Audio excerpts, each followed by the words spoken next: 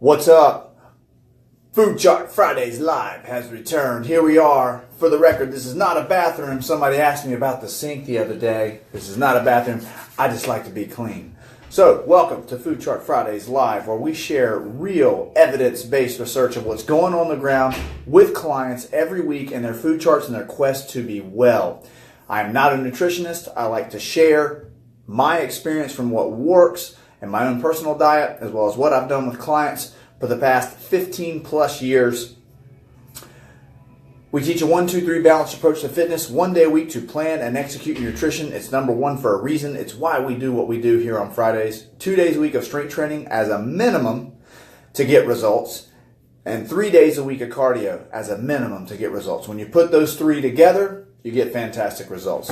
And today on the show, we're going to talk about the top 5 reasons people mess up when it comes to their nutrition. What I see consistently across food charts, with food charts across the board. So, we got lots of charts in right here, all kinds of stuff. And I want to slow down first and go through a few individual charts. And then we're going to look at these top 5 reasons I'm excited about today, to be honest. I've been looking forward to this time to get online and talk to you. So, first of all, we're going to look at Emily. Emily is in base camp programming. She's somebody who disappeared and came back after a couple of years. She gained some weight, and the truth is, I just want to give her a shout out. Her charts look fantastic. I wanted to harass her when I first looked at her chart because she wrote travel on these 2 days and didn't write anything down at all. And I'm like, you got to tell the truth to get good results. However, when I started to actually look at the rest of the chart and calmed down before I attacked her, I noticed how damn good her food charts are in general. Every day. I mean, let's listen to some of these snacks. Turkey and cucumbers, chicken and cucumbers, boiled egg and sugar snap peas, boiled egg and carrots. And I'll tell you this, I bet she wasn't making love to that food. She was just getting it done because she knew protein and veggie was the way to go, and she moved on to the next meal. She does have some things that sound good. Chicken with quinoa and broccoli. She has a pork tenderloin with salad and Brussels sprouts and a little bit of olive oil and a night meal. So she's getting the thing done, all right? With that, looking here at the next week, she had quarterly protein bars, quarter of a protein bar, little portion sizes with protein first. She did a fantastic job. Boom, just wanted to give her a shout out. Next, we're going to look at Phil. Phil has been in our base camp as well, and this guy is actually looking to gain weight. He's gained a couple of pounds, but he's concerned this week because he hasn't gained weight this week. And he says, I'm eating all the time and doing what I need to do, but we had to go to the charts to get the proof. And on here, what we've got is a couple of holes with some of his snacks, and we have no late night snacks at all, right? And the truth is, for people who we term hard gainers, you've got to freaking eat like a stallion every 3 hours. For people who are trying to gain weight, I suggest at least 3 carbs a day. At least 3. That's with protein.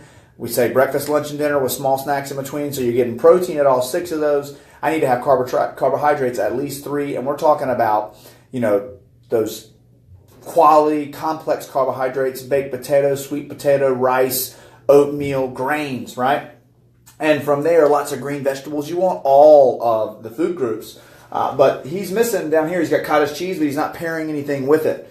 Cottage, again, and then no snack. So he's going to add in an evening snack. He's going to go with protein powder or cottage cheese, low fat, to make it easy. And he's going to include some berries. You don't need to carb yourself right before bed in this case because I've done it earlier in the day. That's a whole other story, but there's no perfect timing for that. It's just you put in too much or not. And then he's going to make sure his afternoon snack gets bumped up. Usually for these guys that are trying to gain weight, that are really trying, it's a little something. It's always a little damn something. You add that 1 carb and boom, you're back on the gain train, baby. And look, I don't have people count calories. I'm not a calorie counter for starters. What we do is we write down the truth of everything you're sticking in your mouth. Get a taste of that. That's his handwriting. And then we look at it and we apply common sense. And if you didn't gain weight and you're missing some spots on the chart, then add it in. If a month from now you're still not gaining weight, but you're doing everything you're supposed to, a couple of weeks, then we start looking at calorie totals or talking about portion size. Okay, next. Presley. We've talked about Presley for a couple of weeks. Presley is down 6 pounds in this month. Now, he's got a couple of lines in his snacks, but that's because he ate breakfast late, I assuming, on those days. And we've had some conversations. The biggest thing that Presley said that the chart has helped him do is the accountability of cutting out the late evening grazing. The dude was just grabbing a handful of crunchy, of chocolatey, and that stuff adds up. You can have 600, 1,000 calories before you know it in just a few handfuls of the right foods. All right? So Now we're going to look at Melissa. I like this chart because she's got some great snack options as well. She's doing turkey and celery. She's doing half of the protein bars. We talked about them last week. Thank you for the comments. I appreciate it, Wilson. Good to see you. And she's doing cottage cheese. Why do I like cottage cheese as a late protein? Because it's got lots of casein protein in it. It takes a little longer to digest. Up to 7 hours. It's going to keep your metabolism rolling while you're asleep. So if, we talked powders and things, you can also get a casein powder to take at night before you go to bed. It'll help. Here we go. Now this chart's got lots of circles on it. And I chose this chart for a reason. We've talked about Dave, big tall Dave, for a couple of weeks. This is the guy who came back after about a year off, coming back from a cancer. He got cancer and had to have his esophageal cancer, had to have his whole throat worked on. And he can't taste food. And this morning we had a very emotional conversation about food, to be really honest. I want to slow down and kind of check my pace with this and be sensitive to the fact that I love Dave. He's a good dude. He's been through a lot of shit, and he's willing to write down exactly what he does. But this morning he's telling me that he can't choose healthy foods because they don't taste, and that, French fries, and there was a little bit of denial going on, is what I'm trying to get to. He's putting in low quality foods because he's dealing with a lot of emotional shit out of the fallout of his cancer, and he still can't taste. And he's like, sometimes it's just easier to eat this crap food because it chews easier, which, speaks to how fast it's going to digest and make you want to store it more readily as fat's going to spike your blood sugar. But, and also he just doesn't want to have to deal with the emotions of, that sacrifice sometimes we feel when we do the right thing. And part of that is, for some folks, it's about that little kid mentality of, well, I just want what I want. And other times, it's about something deeper that's going on and coping with something big like this. And so what I've encouraged him to do is to continue to be willing to write down the truth. And then let's try to figure out a few healthy options that we can choose that won't be quite as bad as French fries and French dip sandwiches. Like, you can chew a French dip sandwich, you can chew some grilled chicken and onions, a burrito bowl, mashed potatoes and these things, but we can't find the healthier versions. We can do cauliflower rice, mashed cauliflower. We can create a healthy smoothie at breakfast and put lots of nice colorful fruits and vegetables in it and start feeding him health, which will in turn make him start to feel better, because not only will he have chosen healthier foods for his body to nourish it and get his flavor back, but at the same time he'll treated himself well instead of beating himself down, because part of that emotional conversation was shame of the fact that here I am after all this still doing this and I can't break the cycle. So eventually it will happen if he keeps writing it down. I talked about this a couple of weeks ago. I'm smiling because I'm grateful, and I'm grateful about the truth, because the truth is really simple. When you write this stuff down, your fucking awareness goes up. And awareness is a bitch. It's a double-edged sword. It's awesome because it shows you exactly where you are. But it's also awesome because it shows you exactly where you are. And that shit gets painful. But once it gets painful enough, you will change. And I know Dave is right on the cusp. And this guy deserves to do what's right and good for himself, and choose healthier options. He deserves it. All right, last one we're going to talk about, then we're going to move on to the 5 biggest diet challenges I see people face. The 5 biggest diet fixes is going to be Diane. Now, Diane was the impetus for my protein bar destruction last week, right? Bringing in these bars that had tons of calories and bullcrap. And look at what she wrote on the top of her chart. No bars, right? She didn't eat a single bar this week. She packed real food and took a picture of her, posted it on Facebook. So congratulate Diane with some comments down there, peeps, if you're still out there. And then outside of that, guess what happened as well?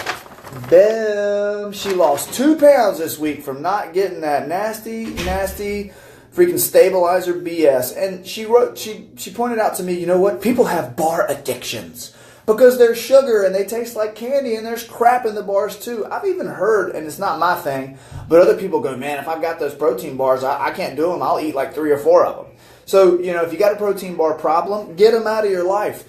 And we're not just going to talk protein bars. It's going to put me on a brief rant.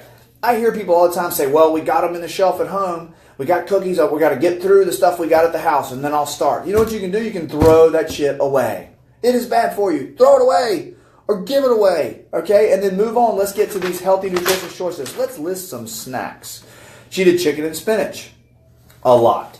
In the afternoon, she did walnuts. She had chicken. She had pork, right? She had a banana. She chose a carb there in the afternoon with a little bit of peanut butter. She's still doing some things here that I want her to work on as far as she loves her glass of wine at night. But she's writing down the truth, and she's brought her total calories down. Her caloric total has come down a little bit by taking out those full bars, and she started herself moving in. Plus, Diane works the other two pieces of the 1, 2, 3. She consistently does her cardio.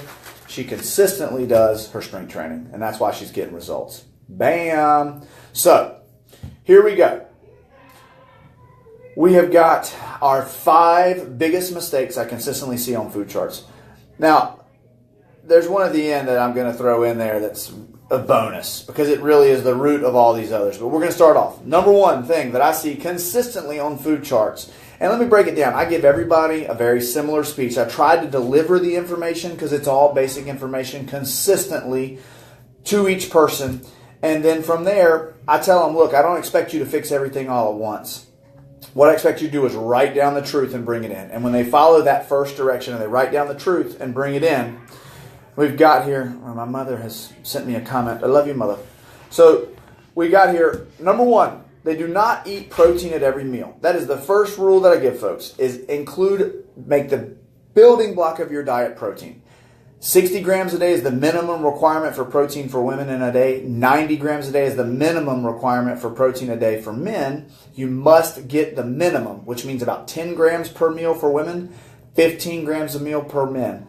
And you can do more than that. You just cannot do less. Really, research shows about 0.8 grams of protein per pound of body weight is the most that we can assimilate, right? But I want you to get at least those minimums spread across each meal. And I can't tell you the number of times I get food charts in where people think they're doing the right thing, but they're not, because they don't have protein in a meal. They'll have a snack that was a banana. They'll have a snack that was an apple. They'll have a snack that, was sometimes even celery. Usually not celery, but it's one of those fruits generally. And they're like, well, I had a snack. And I'm like, what did I tell you? You need to have it every single meal. Protein, because protein makes us feel full. It carries our metabolism across the day and keeps us from craving other foods, and it's the building block of muscle, hence the building block of your metabolism. So, now we're going to do number 2. It jives with that one. Biggest mistake number 2 is eating protein by itself. So if you choose just a boiled egg, just a piece of turkey as your snack, it can't get into your bloodstream efficiently. You need to pair that protein on with something else. So I ask folks to choose a leafy vegetable, a green vegetable, a low-calorie fruit, or in the case of someone who needs, if their caloric requirements for carbohydrates of the day are there, you can do your 1 carb a day with your snack if you want to, or your 2 or 3 carbs a day with your snack of protein as the primary. But you got to pair something else with it so it can get where it needs to go. All right, so number 3 is going to be no healthy fats in their day, or only healthy fats as their snack options. So we're going to make a 2-for-1 here. Some people just don't include healthy fats on their chart. I don't see any, and fat is one of the building blocks of our body. It makes our cell walls. It also helps us to perform and create hormones. If you don't put in healthy fats, you're not giving your body the full spectrum of nutrients it needs, so it's going to feel like it's at lack. It's going to be more likely to store and hold you in a stasis of not letting go of excess calories and fat. And then outside of that, you need to make sure to have those healthy fats in, because when you bring your carbohydrates down, because we're trying to burn that stored energy, if you just drop your calories, period, your body is going to not have enough fuel, and it's going to use muscle to make fuel. We want to maintain that muscle by adding in those appropriate healthy fats: almonds, walnuts, avocado, coconut oil, pumpkin seed, flaxseed oil. You can use a variety of things, subbing them in your diet at the appropriate sizes, right? Make sure to get your healthy fats in your diet. And then don't just only do a healthy fat. I consistently see peanut butter and almonds at snack time, right? But to get that 10 gram of protein minimum or that 15 gram of protein minimum, you got to eat a ton of almonds and or peanut butter. And peanut butter is a big culprit because we're told peanut butter's got protein, but peanut butter has 160 calories per serving and it only has 7 grams of protein.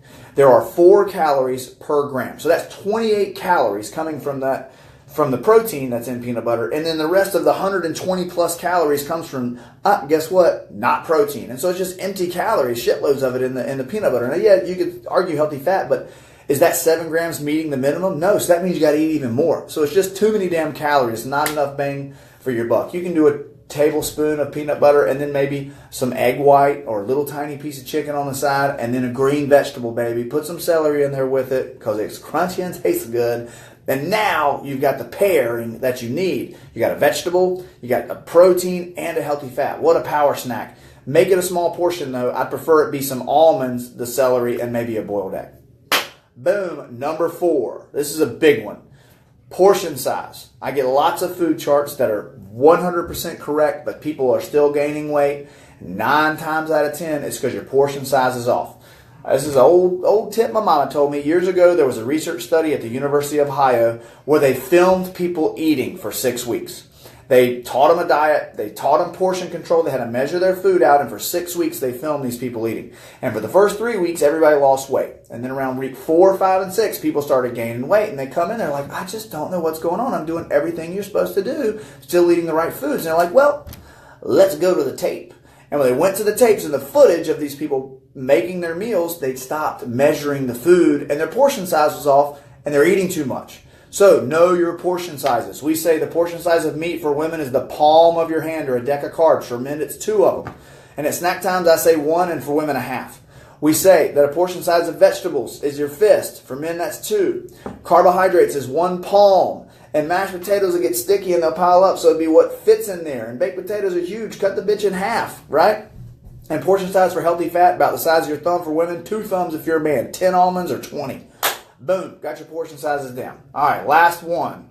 And then you get your bonus. Last one is caught in the flux. People who weigh in weekly, their weight either goes up a pound or they don't lose weight and they get caught in the flux. They don't trust the system. Here's the deal. Weight loss is not linear. In general, body fat percentage loss is linear. But weight loss will fluctuate. If you drink a bottle of water, that's 16 pounds. If you don't take a shit, that might add a couple of pounds. Let's keep it real. And if you're a lady, depending on where you are in your cycle, that may cause you to gain a little bit of weight too. So you can't look at these 1 week increments and hold yourself accountable to that on your weight loss. You've got to look at the body of work, baby. Take your time with it and let's see where you are 5 weeks. You're always going to lose 5 pounds to 10 if you're following all those directions, especially if you're putting the 1, 2, 3 together. But if you're beating yourself up and you get caught in the flux, what I'll see is people, a lot of times if you've done this with your diet and suddenly you start eating correctly, you may gain a pound or 2 or not lose weight for a couple of weeks. And that's because your metabolism is sick and it's trying to figure out, are you for real or is this motherfucker playing around again and going to start eating like shit? And so it's kind of in this holding pattern. And if you stick to it and give it consistency, boom, you'll see that number start to go down again. And as well as we say, muscle weighs more than fat, which is true. But in general, if you need to lose a bunch of weight and you start to stall, you got to trust it, baby. You got to believe in yourself and understand you're doing this for more than just that scale. You are doing this so that you learn how to be well and take care of yourself 1 meal at a time. All right. And that's where we're going to get to the bonus, number 6. And this is called running on old programming. I sit and talk to people till I'm blue in the face about this food stuff. And I've been giving this speech for like 15 years. It's the same speech I gave 15 years ago. Get protein first, pair your protein with something else, eat breakfast, lunch, and dinner, eat small portions, protein snacks in between. Choose green fibrous vegetables, drink your glasses of water, do the basics consistently, know what your carbs are, plug them in based on your individual goal, and write down everything. And then people, this morning, I had a client who told me, and he was excited, like, you'd be so proud of me this week. During the whole week, the only thing I did all week was I ate 1 piece of French bread, just 1/2 a piece. That's the only carb I had all week. And I looked at him, honestly, like I wanted to fucking slap him. And it's not because I wanted to slap him. It's just because I've heard that type of stuff so many times. And I gave him that whole speech, and what did I say? 1 carb a day. And this dude did 1/2 a carb for an entire week. And so he's put his body into holy shit mode, and this guy's gained a lot of weight back, right? And now needs to lose a ton of weight, and he's setting himself up for this. What we want to create is not a diet. What we want to create is a lifestyle that is healthy and well. Your directions have not worked for quite some time. I need you to let go of the steering wheel, listen, and then follow the very simple directions. That's why I tried to change how I taught food a few years ago. I learned from a guy, John Berardi, Precision Nutrition, gave this tip. Don't try to change everything. Give them awareness and then work on one thing at a time. Because I used to nuke the shit out of people right off the bat. What I now do is say, write down the truth, and now let's just work on one thing at a time. Right? So some people are perfectionists and they want to achieve and they want to follow directions. And so today with that guy, I was gentle. I didn't crush him. That was my stuff, not his, because I want people to get it, right? But ultimately, he's got to accept for himself. And I'm like, look, that is your old programming kicking in. Look at what you're doing. You're rocketing up, and now you're trying to drop everything. All I want you to do is follow directions. So for this next week, I want you to have 1 carb a day, and I want you to trust what we're trying to do over the long run. Let go. Let me drive the bus. And then 1 meal at a time will get you where you need to be. All right, look, I got to take off.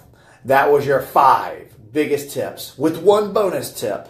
Replay the footage if you need to check it out. If you have questions, please ask them in the future. If you want me to look at your food, email me. Send me your email, and I'll put you on my newsletter list, and I'll send you a food chart, and we can talk about you on a Friday. It'll be nice. And outside of that, take care of yourself. I honestly believe that strength training, that nutrition, that all this stuff is about learning how to care for ourselves from the inside out in the present moment. It's about awareness. 1 rep, 1 meal, 1 moment at a time. Be well. I love you.